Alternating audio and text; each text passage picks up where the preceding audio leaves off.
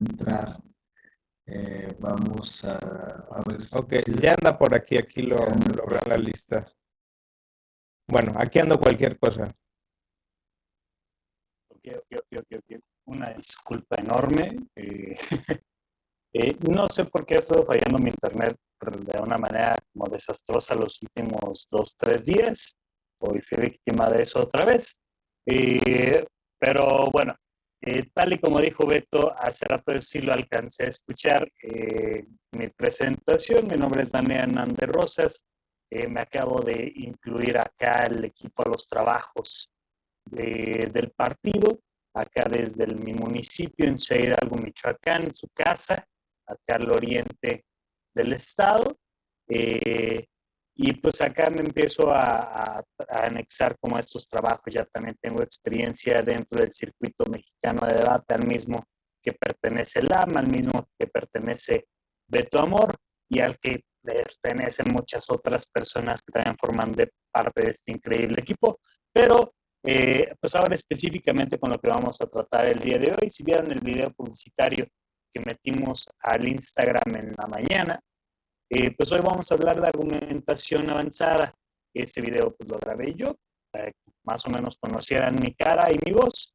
Y pues esta tiene la intención de que hablemos de esas estrategias que pues van más allá del concepto básico del Areli, del ejercicio, de la herramienta del Areli o de las como refutaciones del ICE, y esto lo haremos a partir de dos temáticas, a partir de la mecanización y la argumentación comparativa. La mecanización a grandes rasgos nos permite como mostrar la plausibilidad de nuestros argumentos. Ahorita Lam va a hablar más de eso. Y la argumentación comparativa, pues como tomamos en consideración lo que nosotros estamos diciendo, los pros y contras de lo que decimos y los pros y contras del otro.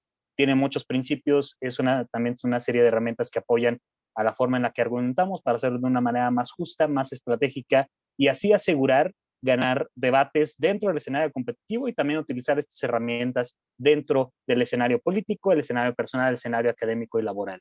Entonces, pues a grandes rasgos lo vamos a ver hoy. Le voy a ceder la palabra a mi gran amigo Alfonso Lara.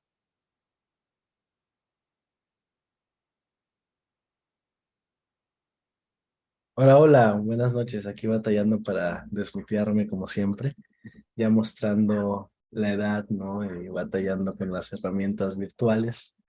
Eh, pues así como dijo Daniel, y muchas gracias por introducirme y presentarme, la verdad es que Daniel es una excelente persona para enseñar debate, además de que una excelente persona en general. Estoy muy contento de dar la clase con él esta noche y quiero que quede en récord, por eso lo estoy diciendo.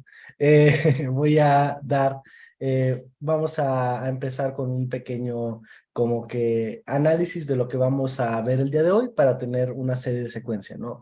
Primero, obviamente, está la explicación un poquito más técnica, ¿no? De los temas que vamos a ver. Empezamos con la mecanización, cómo funciona, para qué es, qué podemos hacer para mecanizar. Pero como saben que desde el campus nos interesa principalmente, ¿no? Que todas las personas que estén asistiendo a estas sesiones y que nos estén viendo, bueno, pues todo está en casita, pero asincrónicamente, ¿no? Ya en el video, hola a todas esas personas. También que puedan entender la aplicación de estas técnicas, ¿no? Cómo esto me sirve para ganar una discusión en Twitter, esto me sirve para comunicar, ¿no? Una estrategia política. Spike se está poniendo medio loquito justo ahora. No pasa nada, hermano, todo está bien.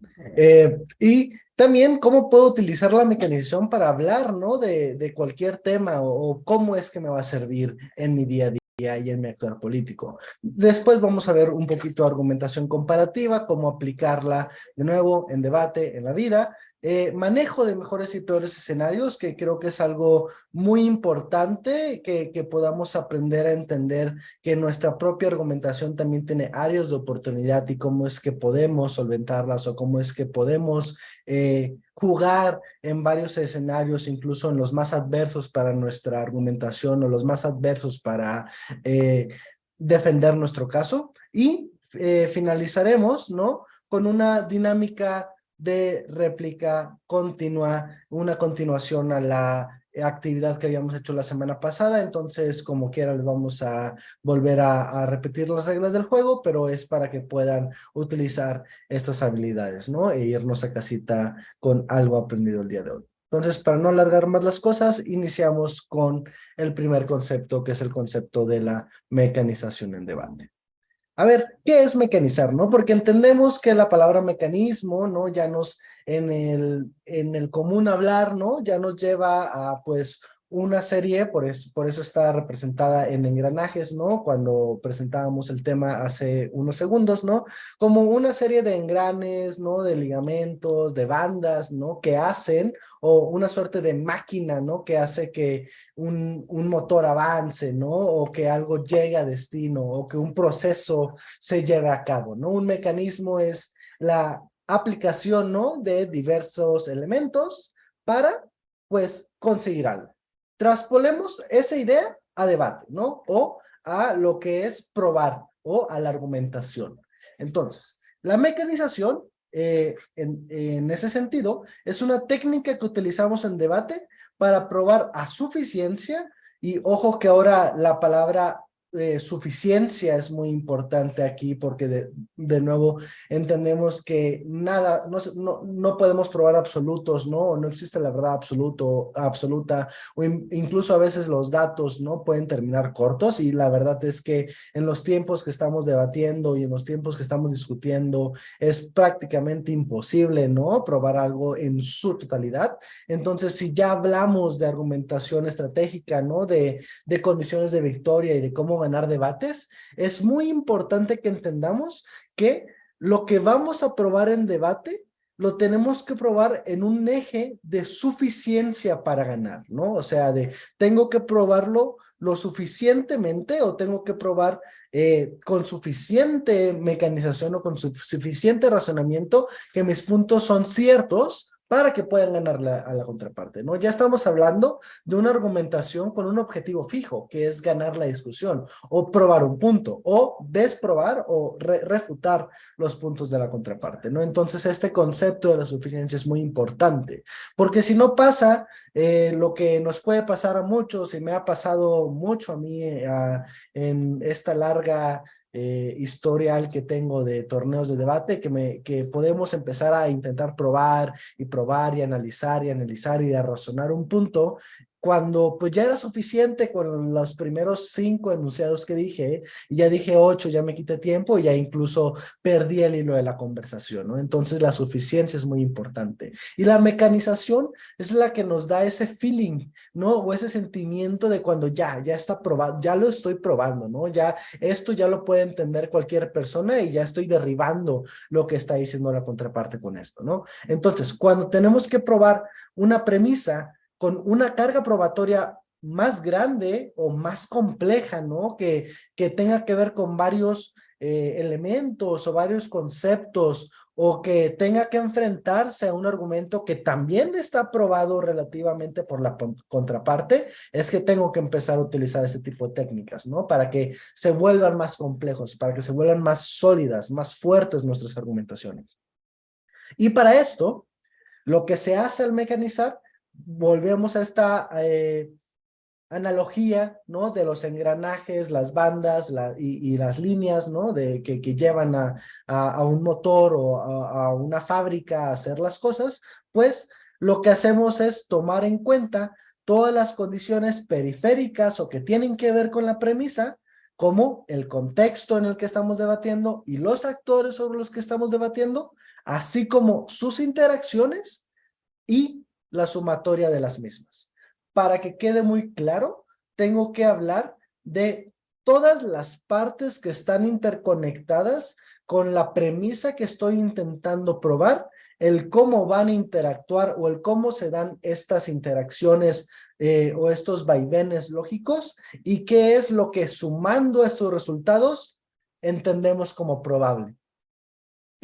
Por ejemplo, hay un ejemplo muy bueno de cómo es que se mecaniza, ¿no? Y cómo se entiende en la cotidianidad, que es cocinando un pastel, ¿no? Cuando yo explico el cómo cocino un pastel, no, sí tengo que hacer una lista de todos los elementos. Por ejemplo, están involucrados la leche, los huevos, la harina, la mantequilla, ¿no? El chocolate, por así decirlo, si es un pastel de chocolate.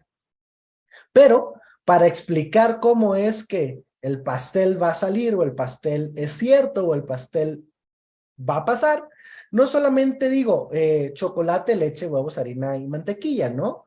Explico, bato los huevos, añado la leche, pongo en un recipiente con la harina, vuelvo a batir, pongo a hornear durante tantos minutos y obtengo un resultado que es un pastel. Entonces, el mecanismo no es más que esta complejización de los elementos, los actores y los pasos a seguir para tener un resultado que es probable. ¿Cómo se divide o se distingue o cómo es que este es un paso más allá de la Areli? El Areli lo que hace es enunciar esas razones, pero ya cuando mecanizamos es que vemos todas y cada una de las premisas y elementos detrás de esas razones, explicamos su interacción en la realidad y por lo tanto podemos enunciar lo más probable que pase es que es esto, ¿no? Por ejemplo, un actor X hará acción Y el resultado va a ser Z. Cuando sumamos, ¿no?, los diferentes resultados de los diferentes actores, tengo el impacto, ¿no?, al que quiero llegar. Entonces, este ejercicio aritmético, ¿no?, y explicativo es parte también de la mecanización. Ahora, a grosso modo, y lo que es lo que tiene que quedar claro de la clase de hoy, es mecanizar, es hacer el salto de decir, esto es probable, a esto es más probable que, o esto es lo más probable que pase. Ya estamos hablando en grados de comparación de probabilidad, porque en debate, una de las estrategias que podemos utilizar para ganar es decir, mi caso es más probable que tu caso, ¿no? Si bien ambos son probables y ambos tienen razonamientos detrás, el razonamiento mecanizado de mi lado hace que las consecuencias o las conclusiones o los impactos a los que yo estoy llegando son más probables que los que la otra persona. En ese sentido, en una ponderativa de probabilidad, yo gano. Yo debo de tener el voto, yo debo de tener su voto de confianza, yo debo de tener el hecho de que crean en mí, porque yo le estoy explicando lógicamente, sumando todas las premisas y sus interacciones, que este resultado, que este impacto es el más probable, o es más probable que lo que dice la persona que me está contradiciendo. Esa es la utilidad técnica o en debate de mecanizar.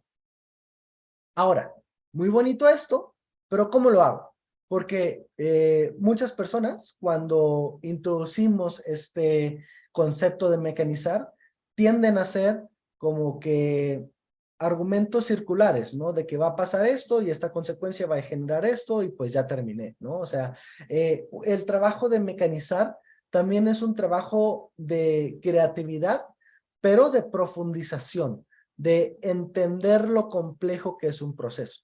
Entonces, hay 5 preguntas y ojo, que estas 5 preguntas no son de mi autoría, vienen de un gran taller de debate, de un verdadero gran entrenador, maestro y debatiente, ¿no?, de parte del circuito mexicano, en mi opinión, uno de los mejores de la historia de México, Rubén Sánchez, al que colectivamente el circuito yo considero le debemos bastante, para las personas que aquí están interesadas en el debate competitivo o se quieren acercar a las competencias de debate, si contactan conmigo o contactan con el campus, les podemos hacer llegar este taller del cual estoy sustrayendo sus 5 preguntas que, o sea, en el taller habla de muchas otras cosas más, pero creemos que esto es lo más importante para que ustedes puedan construir mecanismos que convenzan o persuadan a las personas que ustedes quieren comunicar, ¿no? A las que ustedes quieren persuadir, ¿no? El público objetivo, vaya, del que se habla incluso en el yo político. Un shout out a Betillo por ese gran taller que tenemos.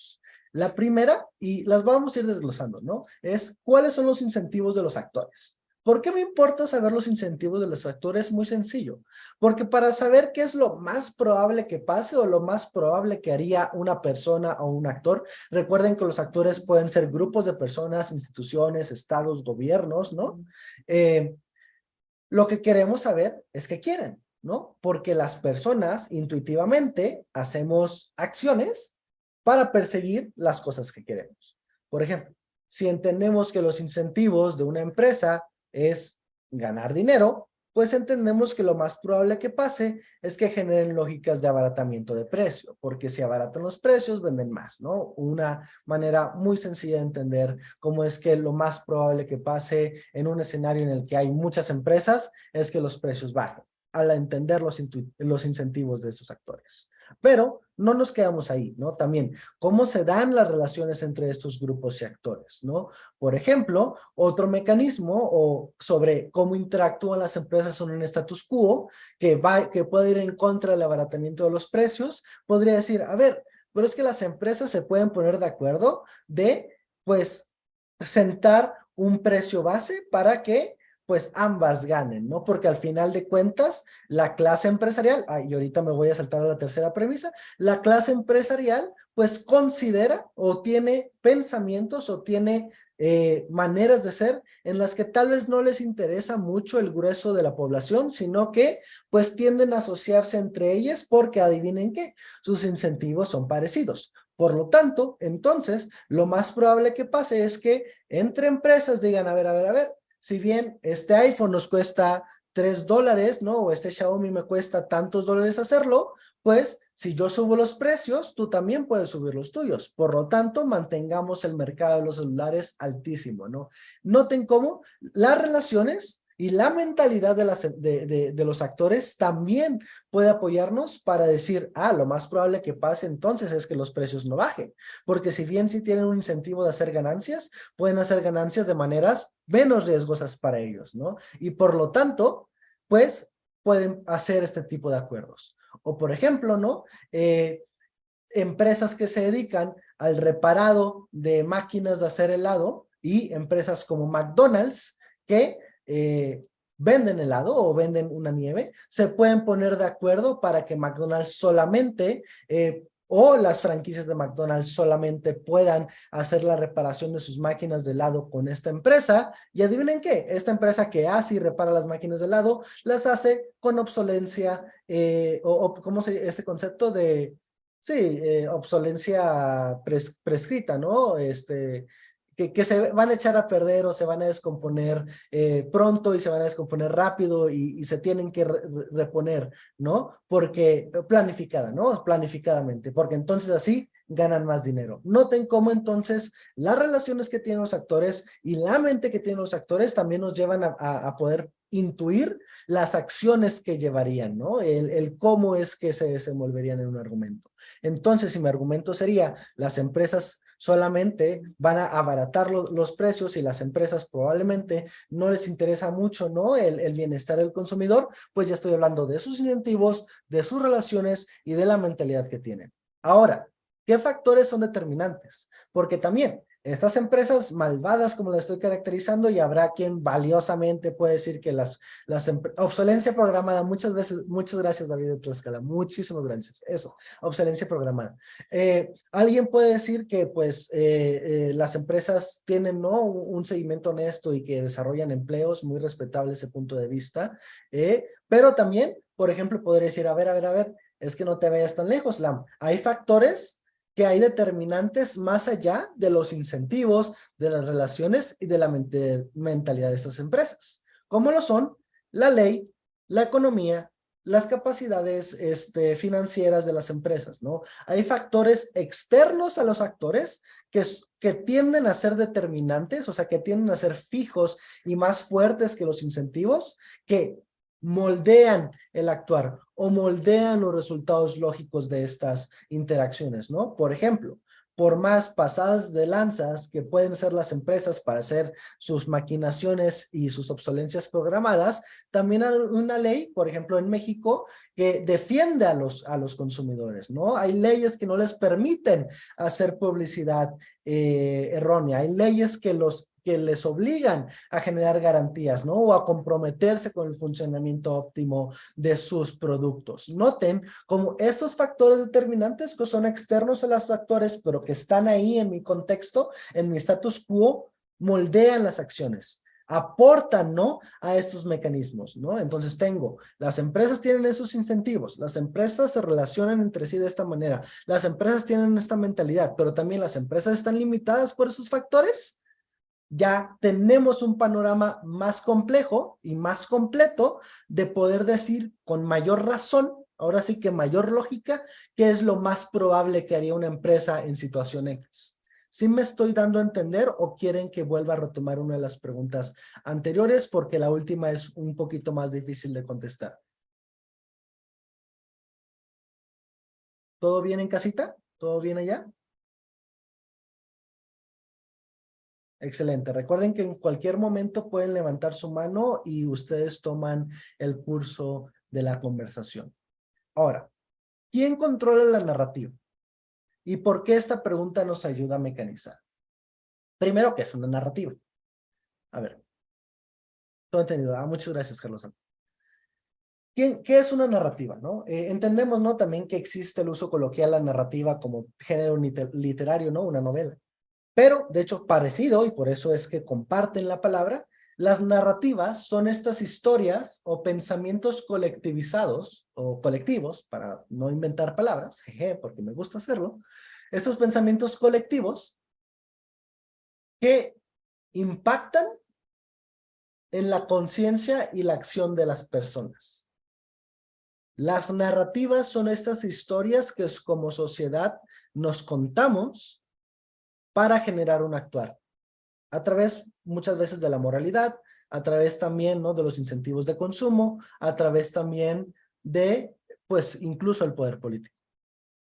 La religión se nutre de muchísimas narrativas, ¿no? Por ejemplo, la narrativa de que quien obra bien le va bien. Esa es una historia que puede tener una parte cierta, ¿no? O sea, si hacemos acciones buenas, pues probablemente nos pasen cosas buenas, porque las personas notan que somos una persona que no hace daño. Sin embargo, es más una narrativa que una realidad, ¿no? La narrativa de quien obra bien, le va bien, pues es una historia colectiva que como personas, a través de actores como la iglesia, ¿no?, van promoviendo, ¿no? Y entonces esta narrativa tiene una intencionalidad, que es que las personas que crean en ella no cometan malos actos. Las narrativas usualmente tienen intencionalidades. Las narrativas no existen nomás porque sí. Se hacen con una construcción previa, con una intencionalidad previa, o van sobreviviendo porque se van acomodando en la agenda de ciertos actores.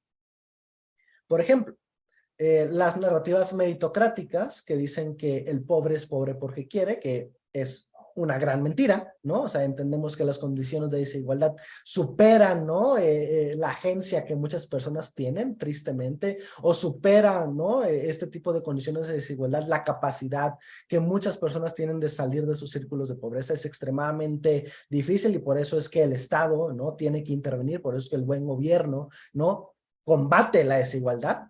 Pero la narrativa del pobre es pobre porque quiere se va repitiendo, toma varias formas, ¿no? Y inclina o incita a las personas a hacer diferentes acciones. Por ejemplo, alguien que cree fervientemente en esta narrativa tiene mucha menor probabilidad de involucrarse en obras de reconstrucción del tejido social, de altruismo, ¿no?, de este tipo de acciones, porque considera que pues las personas que están en una situación desfavorecida pues están ahí porque así lo desean. En ese sentido, pues no tienen una responsabilidad y no tendrían por qué hacer nada al respecto. Esto es muy lamentable, pero pasa. Entonces entendemos, ¿no?, cómo la manera de pensar de las personas repercute directamente en sus acciones. Para pasarlo muy claro, si yo estoy contextualizando, ¿no?, en un espacio temporal específico, porque el espacio-tiempo no funcionan de la misma manera, no es lo mismo hablar de México 2023 que de México 89, las narrativas no son las mismas. Consideraría lo que se piensa colectivamente como un motor o una pieza clave en lo que las personas harían o cómo las personas reaccionarían a una política pública? Yo creo que sí. Por ejemplo, hay una narrativa muy fuerte de que la clase política, pues, es una clase problemática, ¿no? O sea, que tiene, pues, intenciones ocultas, ¿no? Es una narrativa y que todas las personas que se involucran en la política son corruptas, que el Estado es inherentemente malo, ¿no? Porque está conformado de personas políticas. Si bien tiene fundamentos históricos y podemos hablar de histórica y de qué tan cierta es esta narrativa o no, eso podemos llevarlo a un debate de los sábados, ¿no? De hoy se debate, si lamentamos o no esta narrativa. Me gustaría que esto pasara. Sí podemos entender que eso sí o sí va a afectar o va a tener algo que ver con cómo se genera una acción, ¿no? Entonces, estas 5 preguntas nos pueden ayudar a pensar cómo es que las cosas van a pasar, cómo es que las acciones se van a interactuar y cuáles son los resultados lógicos de esto. Finalmente, para decir, esto es más probable que otro, ¿no? Lo más probable que pase es esto, según los incentivos, según las relaciones, según la mentalidad de los actores, según los factores determinantes y según las narrativas preponderantes. Si contestamos bien o nos preguntamos bien estas 5 preguntas, vamos a desarrollar mecanismos que puedan convencer a una persona votante promedio informada de que lo que nosotros decimos es cierto y de que nuestro escenario es el más probable. Ahora sí, pasamos contigo, Dani. Muchas gracias, Lam. Les voy a contar una triste historia. Mi internet no está funcionando, así que ahorita estoy usando datos, literal. Pero esperamos que no se me acaben. Que ese plan de 200 pesos valga la pena. Pero bueno, esa es la explicación técnica de debate, ¿no? Pero pues es importante ver dónde se sitúan este tipo de herramientas y dónde se sitúan, dónde podemos utilizar este tipo de estrategias, ¿no? A final de cuentas, la formación de debate no es para ser buenos debatientes, sino para ser buenos argumentadores, buenos pensadores críticos, buenas pensadoras críticas y demás, ¿no? Y en el sentido o bajo la lógica que buscamos defender desde el campus, pues ciudadanos, ciudadanas, ciudadanos como más informados, ¿no? Y con herramientas para participar de la vida política pública de nuestros contextos, ¿no? Pero pues justamente dentro del escenario político personal donde podemos aplicar esto, ¿no? Permite, en primera instancia, pues justamente explicar el funcionamiento de políticas y proyectos. Tal y como decía Lam, pues la mecanización nos permite pues hablar justo de cómo es que las cosas son plausibles, de cómo es que es probable que lo que yo estoy defendiendo, que la propuesta que nosotros tenemos, pueda llegar a pasar. Esto lo vamos a ver quienes participen en campaña a partir de pues, nuestra plataforma electoral, a partir de lo que nosotros vamos a proponer con nuestros equipos de campaña, abanderados por nuestros candidatos y candidates, pues a partir de pues, lo que es nuestro proyecto, ¿no? Con lo cual nosotros tendremos la responsabilidad de defender y explicar cómo es que funcionan algunas de nuestras propuestas, porque creo que si algo tenemos que hacer desde Movimiento Ciudadano, pues justamente tener una vista diferente de la política pública, innovar dentro del ejercicio eh, de, del gasto público y demás, y esto exige muchas veces pues el hacer cosas nuevas, y hacer cosas nuevas para apelar al electorado, pues muchas veces tiene que ver con el explicar justamente cómo funcionan estas políticas públicas, ¿no?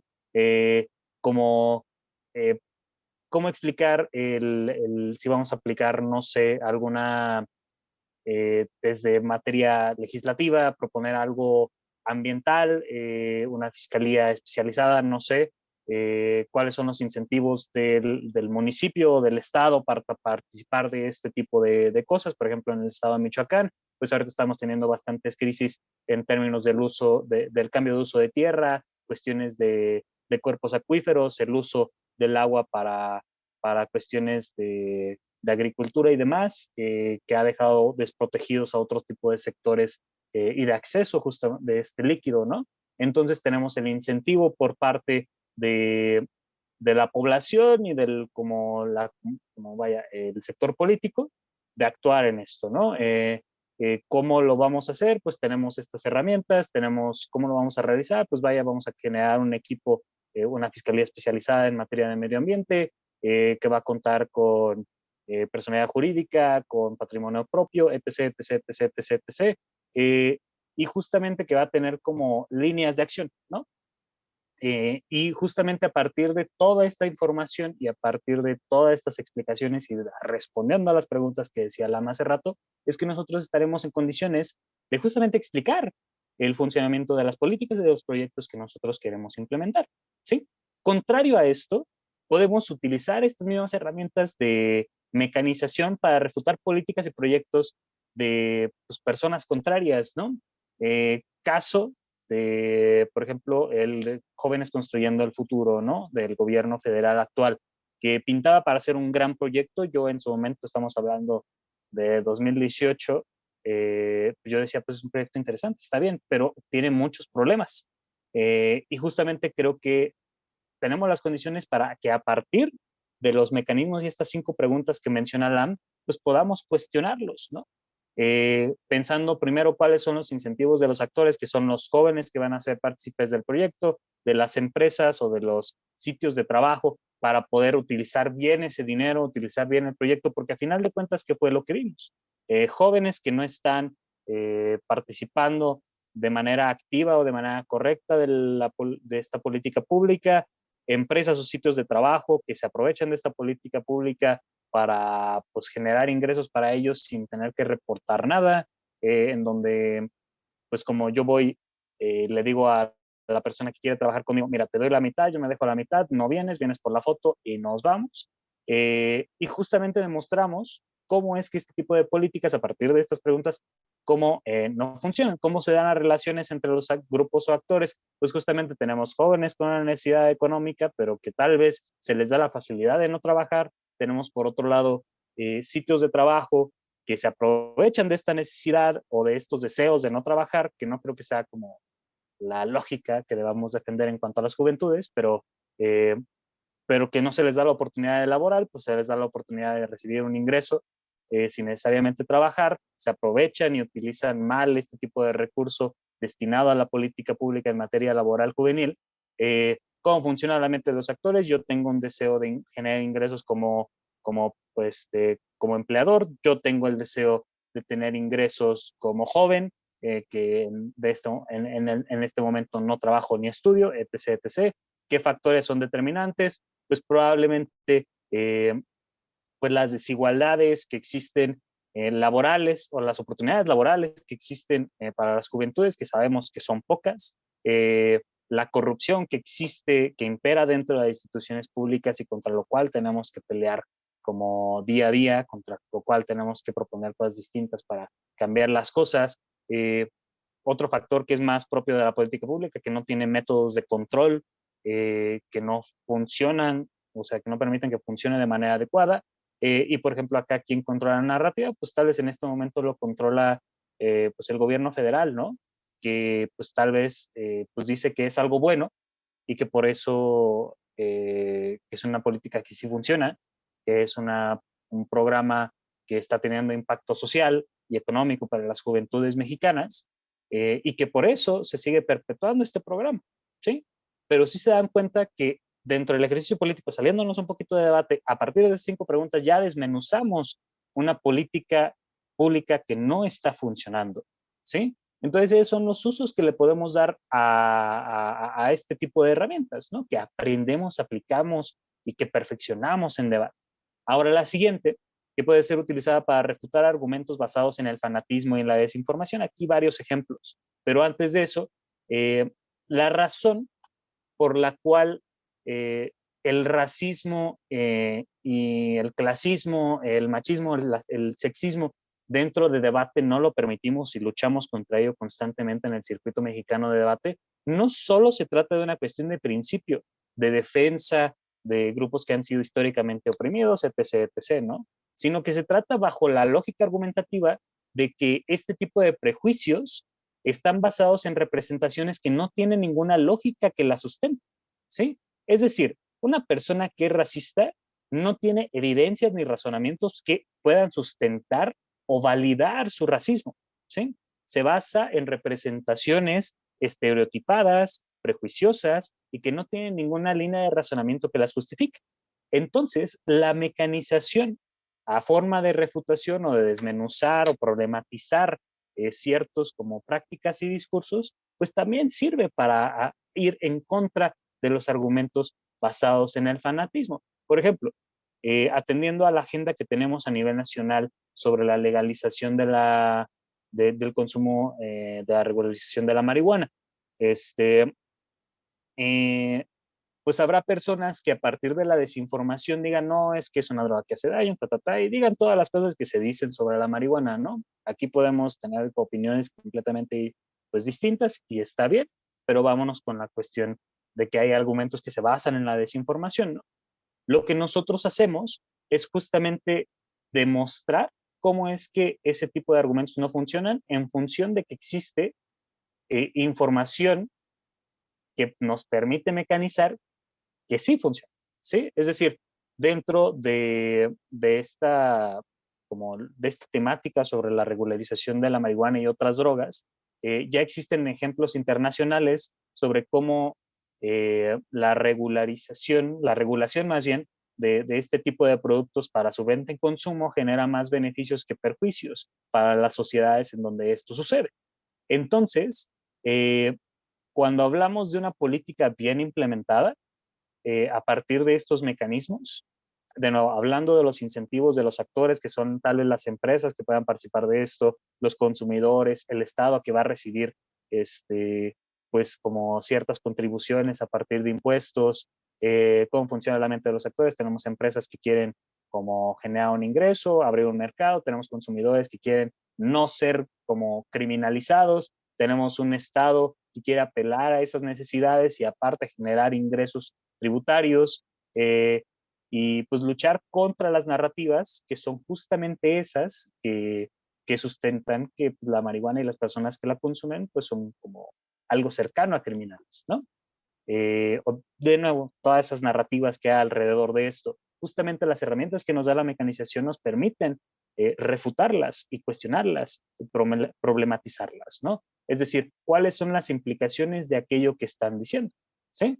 Y por ejemplo, aquí, en este último punto de problematizar el efecto de acciones y discursos, vamos a tocar un punto de las narrativas. De nuevo, es un tema un tanto más complejo que luego en debate cuesta un poco más de trabajo explicar, pero vamos a tratar de dejarlo claro aquí.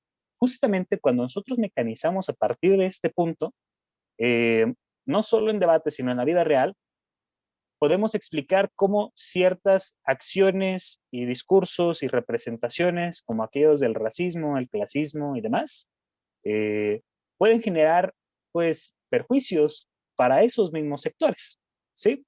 Eh, Demos un ejemplo. Esto lo discutimos ayer con Lam y yo, cuando Enrique de la Madrid, uno de los tantos 1001 presidenciables supuestamente de, del PRIAN, sale con esta propuesta de política pública de Adopta un Mexicano, en donde las personas más solventes económicamente del país van a apoyar económicamente a alguna persona o a alguna familia que tal vez no tenga esos beneficios, ¿no? Y justamente lo que nosotros, como nos cuestionábamos aquí, era qué tipo de implicaciones tendría esto o qué tipo de narrativas estaríamos empujando con una práctica de este tipo, de adopta a un mexicano, en donde una persona rica le da dinero a una persona pobre, a una cuestión de deuda histórica o de solidaridad, como lo dice Enrique de la Madrid. Esa palabra es importante, solidaridad de la persona rica a las personas pobres, ¿no? Y yo quisiera como permitirles un par de minutos para que se pregunten y puedan emitir una opinión sobre qué es lo que piensan de estas implicaciones. Es decir, utilicemos estas herramientas de mecanización para preguntarnos qué implica el que se hagan este tipo de cosas en términos de discursos, en términos de narrativas y cómo impacta esto a la población. Vamos a dejar uno o dos minutitos, conforme vayan saliendo las opiniones, levanten la mano, les damos la palabra eh, para poder como, pues, compartir un poco de lo que pensamos que esto pudiera pues generar, ¿no? Recordemos que las narrativas también generan acción, ¿sí? justifican acciones, justifican representaciones, justifican discursos, ¿no? Entonces, justamente es lo que estoy planteando ahora, ¿no? Que nos cuestionemos esa narrativa y qué implicaciones pudiera tener esto de adopta un mexicano para el contexto mexicano inmediato. ¿Qué se les ocurre?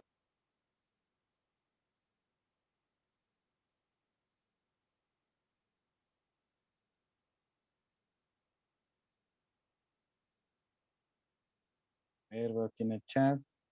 Disminuye la responsabilidad del Estado para crear condiciones que a las personas más necesitadas.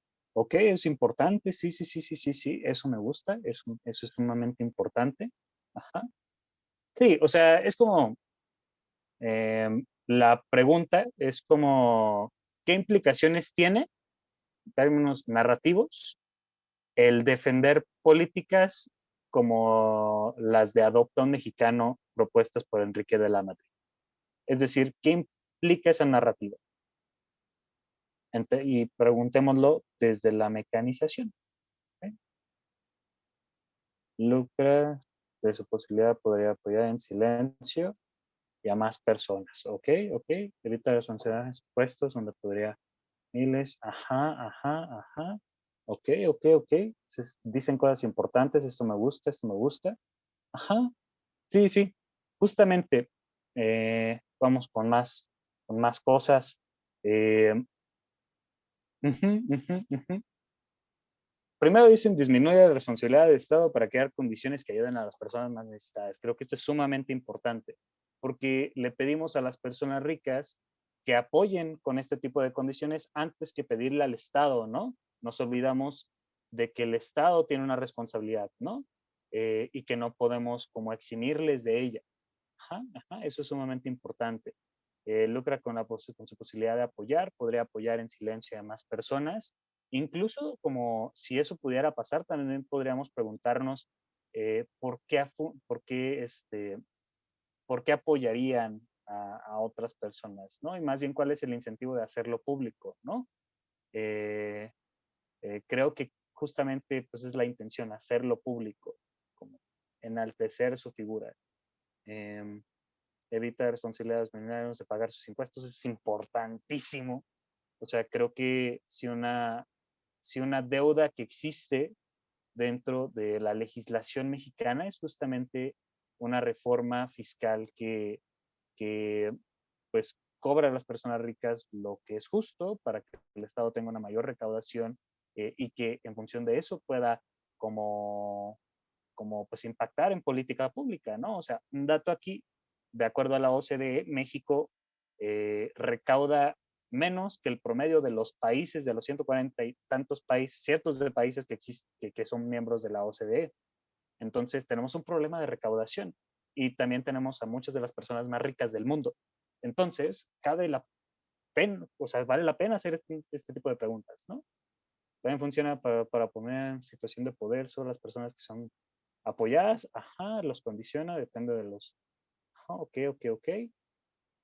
Se podría decir que utilizan a aquellos que cuentan con ingresos suficientes para poder dar a cambio y un intercambio con facilidad de trámites gubernamentales. Pudiera ser, ¿no? O sea, tu apoyo mexicano y yo te doy aún más incentivos fiscales, ¿no? O más facilidades para que hagas lo que ya haces, ¿no? Sí, sí, sí, justamente, justamente. Incrementa la brecha de desigualdad, luego entonces no genera riqueza en la población pobre, genera dependencia y justifica la concentración de la riqueza. Uf, buenísimo. O sea, justamente, de nuevo, alimentamos narrativas con las cuales defendemos la acumulación del capital, de la riqueza, con la justificación de que éstas después van a apoyar a otras personas, ¿no? Cuando lo ideal sería que las condiciones dignas y pues condiciones para obtener riqueza también estuvieran en poder de las personas que ahora están fuera de ese círculo. Entonces, pues justamente lo que planteamos aquí, pues es cuestionarnos eso. Sumábamos, Lama y yo, a esa discusión que tuvimos ayer, que como la alimentaría esta narrativa de que las personas ricas en realidad son buenas, cuando históricamente, de nuevo, no es como generalizando, habrá personas que digan los empresarios son buenos o que tienen buenos incentivos, y sí, puede ser la posibilidad en algunos casos, eh, pero históricamente, pues sí hemos visto como cuestiones de abuso, de aprovecharse de los círculos de poder, de inmiscuirse dentro de los círculos políticos, incidir dentro de la legislación y la política pública en materia fiscal, materia hacendaria, tal y como decían hace rato, que es muy cierto, como sumando al comentario que hacían ahí en el chat, también es necesario como pensar en las formas en las que gastamos, pensar en como en presupuestos progresivos, presupuestos participativos por parte de los 3 niveles de gobierno y varias otras cosas que se necesitan implementar en materia de gasto público para hacerlo de mejor forma en cuestiones de plantear el gasto público y la política pública, pero pues eso son discusiones para otros días, discusiones que a mí me encantan, que espero podamos tener por acá en algún momento. Pero sí, hablábamos de que, Planio, de cómo estas narrativas hacen que el rico se vea como una persona buena, ¿no? Y que tal vez esto no sea tan cierto. Eh, y que pues responde a estas preguntas de cuáles son sus incentivos, pues hacerse ver bien, como de participar de este tipo de lógicas, cómo se dan las relaciones entre los grupos y actores, pues vaya en una cuestión de opresión y subordinación, de dependencia, tal y como decían en el chat, cómo funciona la mente de los actores, de nuevo, tal y como con lo de los jóvenes construyendo futuro, a partir de la necesidad de unos y a partir del aprovecharse de otros, o de la necesidad de verse como personas buenas, de un Estado que pues, dice, mientras yo menos tenga que hacer, pues mejor. ¿Qué factores son determinantes? Pues justamente estas cuestiones de desigualdad, justamente estas cuestiones de las facilidades que da el Estado para no pagar lo que deberían tal vez pagar de impuestos. ¿Y quién controla la narrativa? Pues en este caso el Estado y las personas ricas, ¿no? Entonces, justamente a partir, ahora regresando un poco lento a la cuestión de la mecanización, nos damos cuenta cómo estas 5 preguntas y responderlas nos permite problematizar narrativas, nos permite problematizar acciones y discursos que tienen efectos sobre la sociedad, ¿sí? Ese es el uso que le podemos dar a ejercicios como la mecanización dentro del escenario público, privado, laboral, escolar y demás, ¿no? Más allá de la cuestión del debate, que estos temas que acabamos de decir también se discuten en escenarios de debate, pero pues en el escenario cercano, que es esta cuestión política, a la cual estamos como militando y trabajando, pues también es importante, ¿no? También existe y también está ahí. Eh, pero bueno, ¿existe alguna duda con respecto a lo que les acabo de decir? Siento que me extendí un poquito. Este, pero a ver, vamos a ver este último. Pues un poco podrían costarlo, pero aún no haría con bondad o por sentirse bien, si viene de la mano de la creación fiscal, solo serviría para evitar responsabilidades que actualmente hace muchísima falta, sin mencionar una subordinación esclava maestro. Completamente, completamente. O sea, es una política que no, punto, que no y punto. Pero bueno, eso es donde podemos utilizar en términos como generales de herramientas como la mecanización. Y pues ahora pasemos a lo siguiente, que es la argumentación comparativa. ¿Sí? Aquí en la argumentación comparativa, tal y como les dijimos en el video que publicamos en redes sociales el día de hoy, eh, como habla de muchas cositas, ¿no? Sobre cómo vamos a utilizar cosas como la escucha activa y el planteamiento de escenarios o los pros y contras de cada lado para generar un mejor caso, ¿no? Y por ejemplo aquí, ser una persona comparativa, pues ¿qué significa, no? En debate, y creo que en cualquier escenario, hablas sobre justicia y buena fe, es decir, plantear un debate justo y de buena fe, es decir, no tergiversando lo que yo pudiera decir a mi beneficio o lo que pudiera plantear la contraparte en su perjuicio, y tratar de plantear el debate más verídico y justo posible. Dentro del escenario público es lo mismo. Basarnos en el sensacionalismo, en el amarillismo, en el alarmismo, en la desinformación para nuestros argumentos dentro de escenarios públicos es algo que no debemos permitir y que justamente bajo esa necesidad, bajo la necesidad de atender esa problemática, nacen iniciativas como el Campus Naranja, ¿no? Entonces es algo que desde este momento yo les invito, ahora que es la primera clase que les doy, que dejemos ese tipo de prácticas, que siempre tratemos de estar informados, informadas, y que tratemos de hacer buenos ejercicios dialécticos, ¿sí? Con personas con las que coincidamos, como con personas con las que, ¿sí? El segundo punto, pues la escucha activa, ¿no? Es decir, cuando estamos dentro de una discusión, no nada más yo voy a verborrear cosas y a decir cosas y a demostrar cosas. Voy a justo a tener ese ejercicio dialéctico de intercambio, ¿no? en donde tal vez yo tenga que ajustar un poco lo que diga o tal vez yo tenga que escuchar a la otra persona para saber qué contestarle. Y si no lo hago, probablemente ya voy a estar en un punto de desventaja en un ejercicio de debate o voy a estar en un punto completamente injusto y de mala fe dentro de una discusión pública, ¿no? Dentro del tercer punto, pues aceptar posibles fallas, tal y como decía Lama en un inicio, el plantearnos que nuestras posturas también son falibles dentro del debate y dentro del escenario público, pues es sumamente importante, ¿no? Porque siempre habrá una buena respuesta, siempre estaremos vulnerables a una buena refutación o una buena pregunta, que tal vez no estemos como en condiciones de contestar en el momento y está bien. O sea, por ejemplo, esta cuestión de formación de posturas políticas es algo que toma mucho tiempo y que tal vez, pues, aún estamos en el camino de perfeccionar nuestras propias posturas, ¿no? Entonces tenemos que aceptar que es falible y que eso permite en el escenario público, en el escenario de formación personal, pues la posibilidad de crecimiento. Y en el escenario de debate, a que pueda anticipar cosas y saber cómo contestarlas, ¿sí?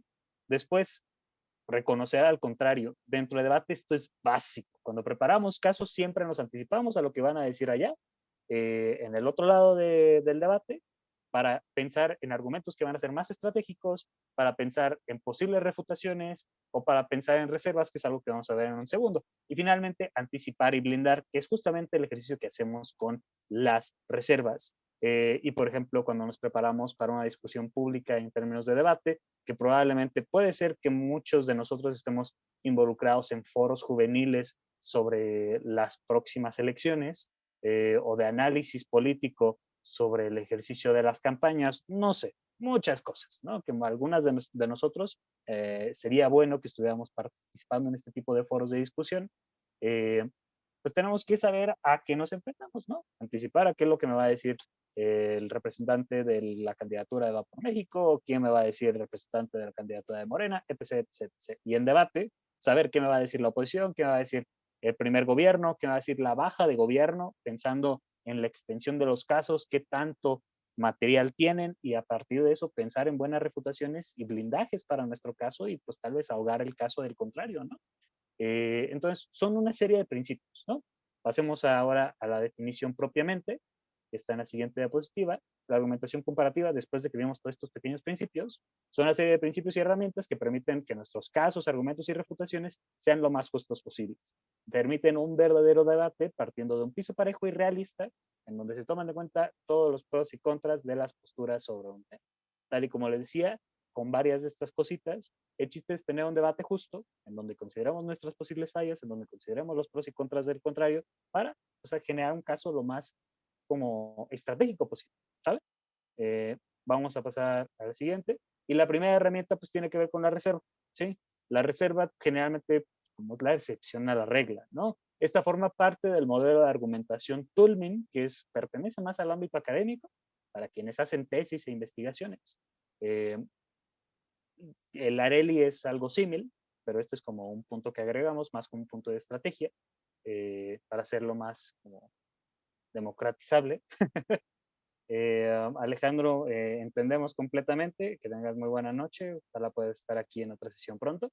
Pero sí, la reserva pues son aquellos casos que no entran dentro de nuestros argumentos, que no entran dentro de nuestros casos.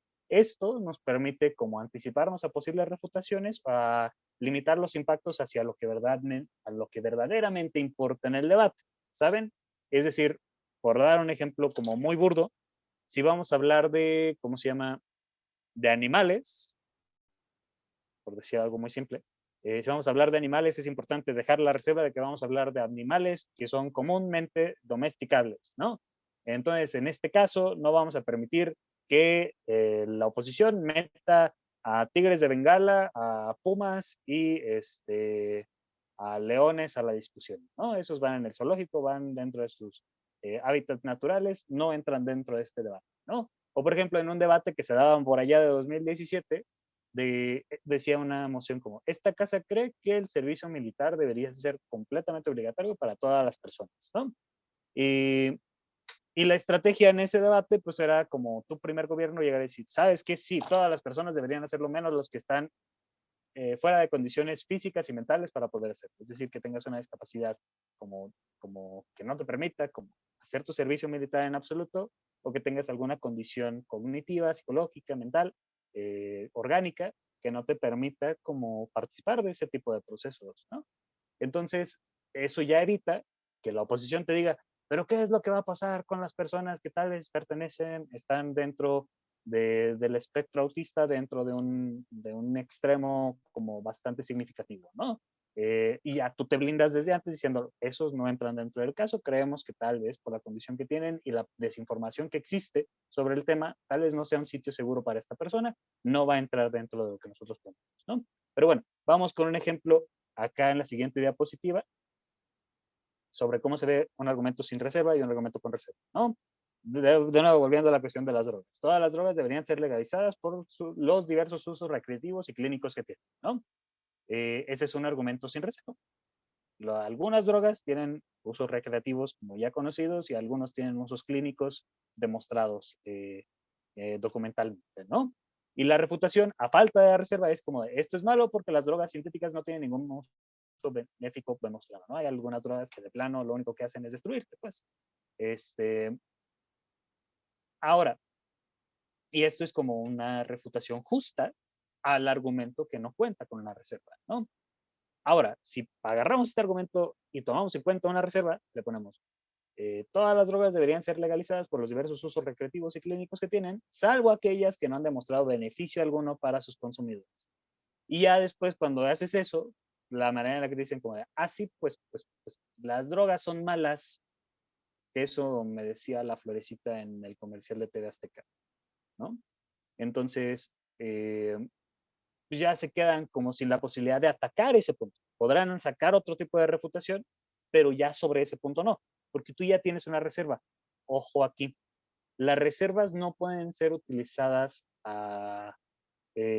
justo, la flor de Vive sin drogas, no pueden ser usadas a diestra y siniestra, sino que tienen que ser justificadas, ¿sí? Es decir, en este debate, por ejemplo, en este caso, tú pudieras justificar esta reserva pensando en que tal vez el eje medular del debate es pensar en cómo solucionar un problema de salud pública que tiene que ver con las adicciones y el consumo de drogas, y que tal vez esto se pueda solucionar con la regulación de estas, ¿no? Y que tal vez pensar en aquellas que son simplemente un problema y ya, que no te representen ningún tipo de beneficio, pues que habría la pena pues sacarlas del debate, ¿no? Y ceñirnos sobre aquellas que sí tienen como algo debatible, ¿sí? Que sí pueden ser como clínicamente útiles, recreativamente divertidas o como benéficas en algún sentido, pero que puedan tener ciertas problemáticas, ¿no? Esto permite que el debate sea más justo, que nos ciñamos sobre las cosas que son importantes discutir del tema, pero, de nuevo, esto se basa en el hecho de que las reservas estén bien utilizadas y bien justificadas, ¿no? Y vamos con otro ejemplo más burdo, que es como mi experiencia como profesor y como estudiante. Como para pasar la materia necesitan tener todas sus tareas. Y ya les contesta el estudiante, el guerroso que no hace las tareas, dice, yo sí se las di, profe, tarde, pero seguro. Ni siquiera dijo de lo del tiempo, ¿cómo me exige eso? Entonces, recomendación para las personas que son profesores, profesoras o que piensan hacerlo, siempre que planteen los modos de evaluación con sus estudiantes, dejen en claro todo este tipo de cosas, ¿sí? Porque luego les sale puntillo por la culata, ¿sí? Y eso es sin reserva, ¿no? Tú tienes la regla general de que para pasar tienes que tener todas las tareas. No me das condiciones, no me das reservas sobre cuáles son las limitantes de esta condición o argumento de cómo funciona la manera en la que yo evalúo tu clase. Y entonces ellos tienen la completa legitimidad de reclamarme este tipo de cosas, ¿no? Ahora, presentando eso con una reserva, es como para pasar la materia necesitan tener todas sus tareas en tiempo y forma, si no tendrán menos calificación. Y ya cuando tú planteas eso, llegan contigo y te dicen, ándale, profe, no sea así. Si recibiera una moneda por cada vez que he escuchado eso, tendría varias monedas. Pero justamente es porque dentro de la evaluación que tú justificas a tus estudiantes, cuentan con esa reserva y no tienen las posibilidades de decir, ah, no, es que usted no dijo esto, entonces yo puedo hacer estas otras cosas, y es que usted no me dejó claro esta parte, entonces a mí me permite hacer esto otro, ¿no? Dentro del escenario personal, público, también es necesario tener ese tipo de reservas, ¿no? Eh, para poder como tener argumentos o vaya justificaciones bien sentadas, que no sean vulnerables a refutaciones que incluso puede que salgan de tema, pero que son como posibles refutaciones porque tú así lo permitiste, ¿sí? Entonces tenemos que ser muy conscientes cómo utilizamos esto de las reservas. Y antes de pasar con la siguiente participación de LAM, no sé si él quiera agregar algo a este punto.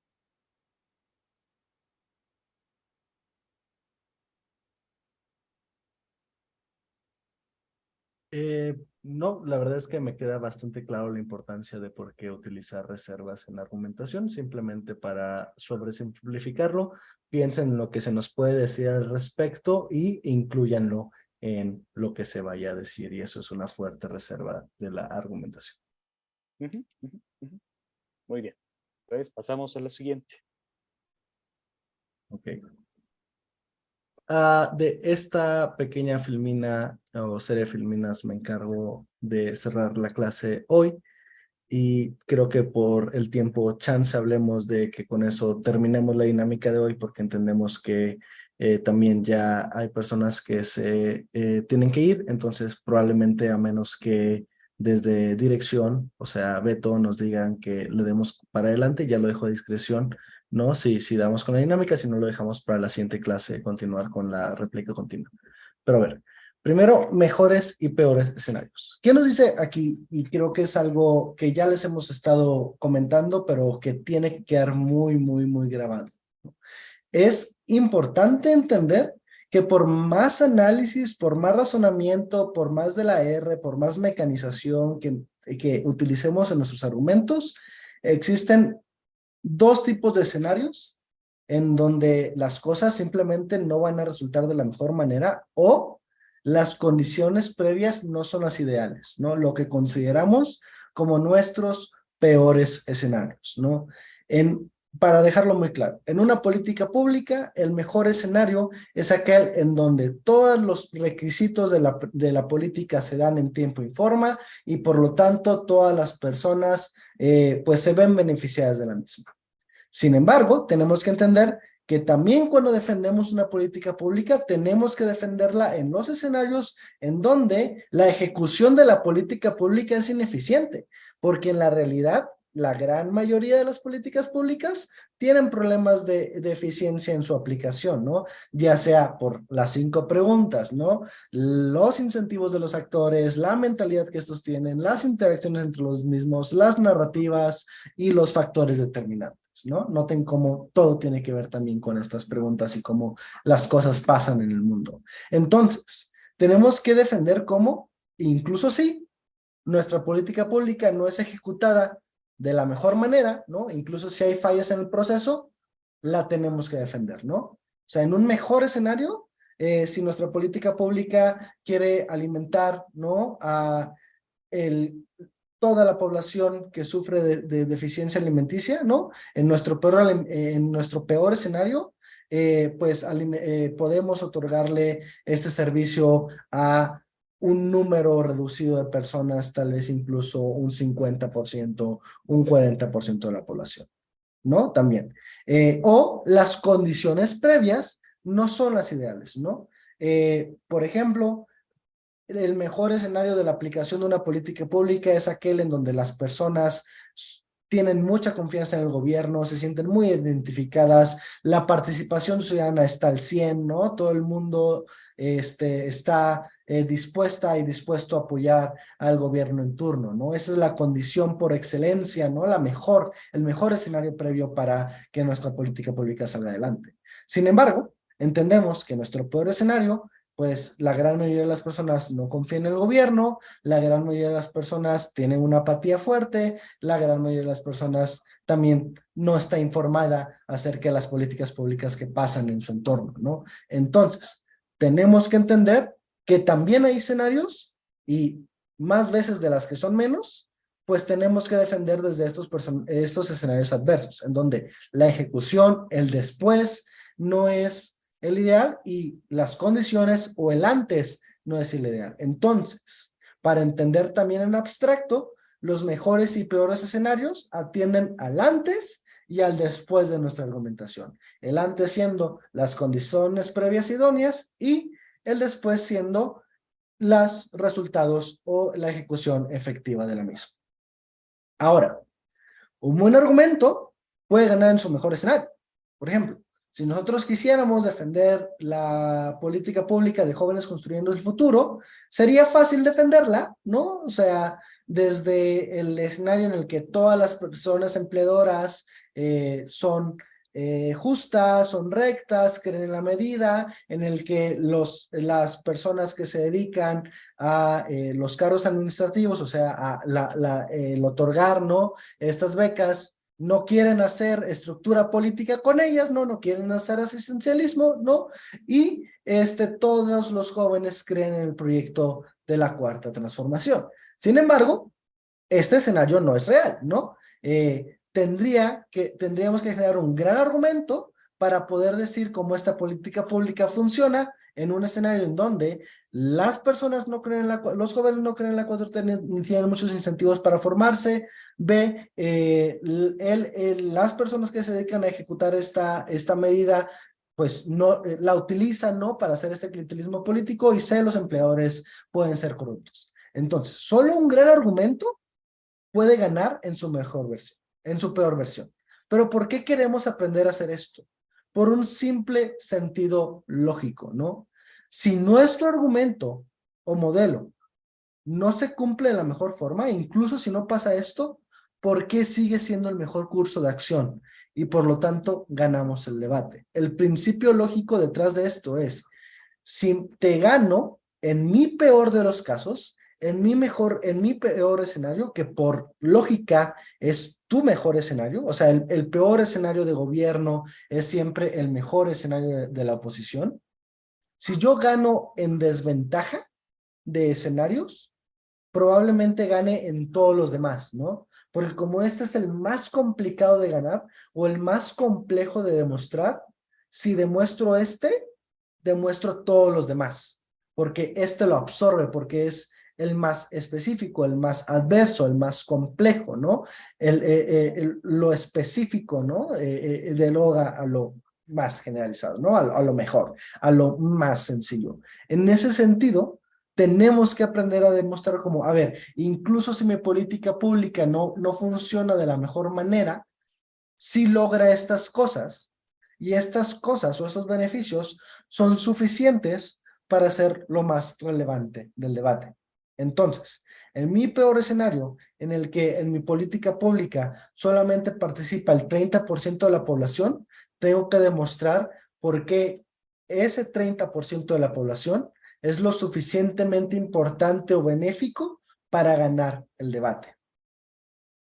Entonces, así es como se demuestra un peor escenario, ¿no? Un mejor y un peor escenario. Es importantísimo que podamos entender cuál es nuestro mejor escenario y cuál es nuestro peor escenario.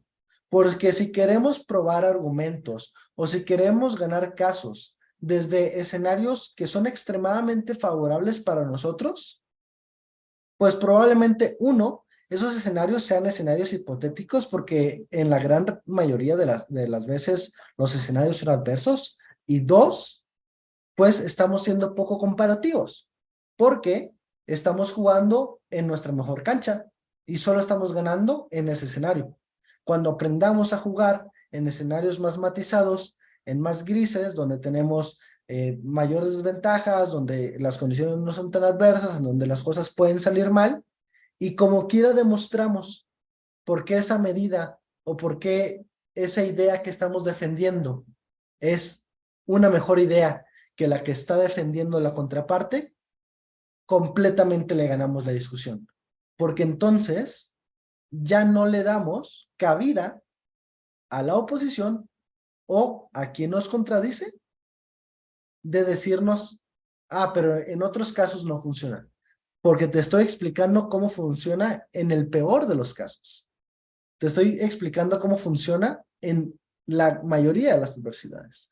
Si no pasa nada, Guillermo, creo que con eso Vamos a terminar el día de hoy. No nos dio tiempo de la dinámica, sin embargo, creo que fueron muy, muy valiosas todas las explicaciones de cómo es que esto va a tener una repercusión y podemos pues solventar la dinámica el siguiente martes.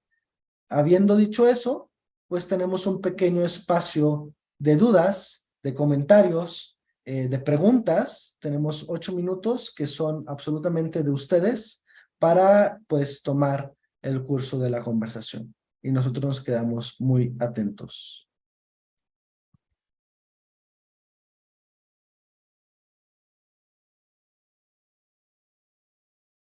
Yo.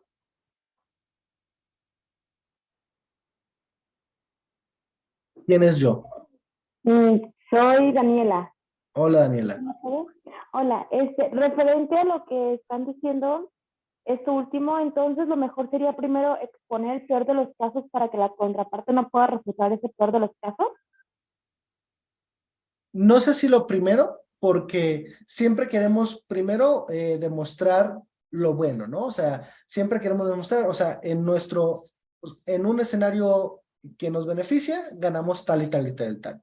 Pero incluso en nuestro peor escenario también ganamos, ¿no? Entonces yo creo que es sí o sí fundamental hacerlo, pero si pensáramos en qué es lo más efectivo para comunicar o para ganar un debate, yo creo que lo manejemos en segundo término, a través del incluso en el peor escenario, incluso si la gran mayoría de las personas son corruptas, incluso si las personas no tienen las mejores de las intenciones, incluso si hay problemas en el camino, incluso si se nos cae muchas cosas que tenemos planeadas, seguimos ganando, o sigue funcionando, o sigue siendo bueno. Entonces, yo diría primero un escenario, no sé si nuestro mejor, porque ese es poco comparativo, sino un escenario que nos favorece, ¿no? Un escenario ideal, ¿no? Un escenario bueno para nosotros, y después el peor, ¿no? Pero manejarlo como incluso en ese escenario, ¿no?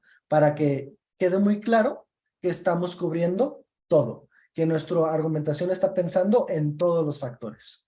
Entonces, no sé si primero, yo en lo personal lo diría después, pero eso no cambia que podemos empezar con el peor y luego el mejor, ¿no? O sea, empiezo con el peor porque si ya te demostré cómo ganar el peor, pues entonces el mejor te voy a ganar todavía más, ¿no? O sea, eso ya es a discreción de quien lo quiera enunciar, ¿no? O de la persona oradora, pero yo sí recomiendo el escenario que nos beneficia primero y después, a través del incluso sí, el escenario que no es tan chido o el mejor escenario de la oposición y el peor nuestro después. Ok, va. Gracias. No, a ti, Daniela, muchas gracias. ¿Alguna otra duda o comentario?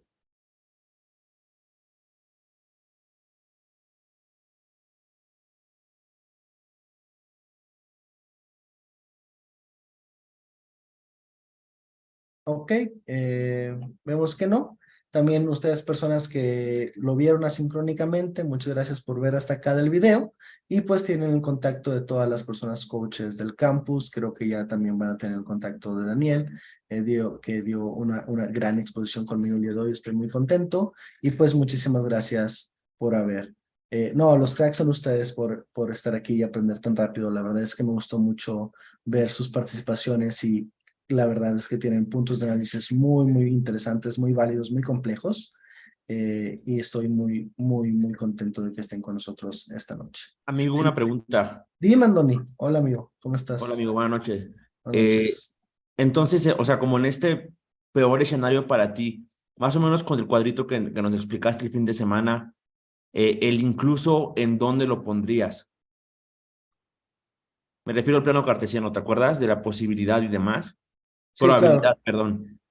Claro. O sea, acuérdate que ese plano que vimos de probabilidad y relevancia es para entender la persuasión, ¿no? Eso lo aplico en ambos lados, ¿no? O sea, en mi mejor escenario también me manejo en términos de probabilidad y relevancia. Te digo por qué es probable que pasen las cosas en mi mejor escenario y por qué es relevante que pasen las cosas en mi mejor escenario. Y en mi peor escenario te digo por qué incluso en un peor escenario adverso, lo más probable que pase o lo probable que pase es que sean cosas buenas o beneficios para mi caso y por qué son relevantes, ¿no? O incluso las cosas buenas o los impactos positivos en mi peor escenario. Porque uno, sí pasan, sí son probables, pero dos, porque son lo suficientemente relevantes para ganar el debate. Sí me explico. O sea, ese plano cartesiano se utiliza constantemente en absolutamente todas las Digamos, lo cosas. volteas, o sea, te pones la cachucha del otro lado, por así decirlo. Así es, Ok. así es, así es, así es. Ya. Ok, muchas gracias, Lam. No, tía Andoni, muchas gracias por participar. Lam, Hola. sí, de nuevo. ¿Perteneces a las abejas de lumbre? No, ¿qué crees que las abejas de lumbre son una sociedad del Estado de México, de la Universidad justamente Autónoma, de la UAMEX? Tengo amistades que son de ahí. Un saludo para Mara y todas las personas que han estado Dante, que han estado en abejas de lumbre, pero nosotros somos del EDUC, también somos abejas, pero somos la Universidad de Guanajuato. Va. Creí que pertenecías porque tu nombre me suena muy... Estuve un tiempo con ellos, entonces escuchaba que mencionaban a un Lam, pero no sabía Ya, si eres sí, tú. soy ese, ¿Sí? sí, soy ese. Ok. Soy ese, sí, les hemos dado una serie de talleres. Es una sociedad muy cercana al equipo de debate de la Universidad de Guanajuato. Y qué bueno que nos acompañes desde ya. También todas las personas se encuentran en espacios de debate. La gran mayoría tristemente son universitarios, por eso es importante ampliar el debate a más espacios, pero si tienen la posibilidad y les interesa practicar debate competitivo, acérquense a su ciudad más cercana y si lo quieren hacer a través del campus también va a haber las oportunidades, ¿no? También es bueno, ¿no? Aprender a profundidad debate y qué bueno que me mencionas a las abejas porque las TQM un montón. ¿Cualquier otra cosita? Si no, ya para detener la grabación.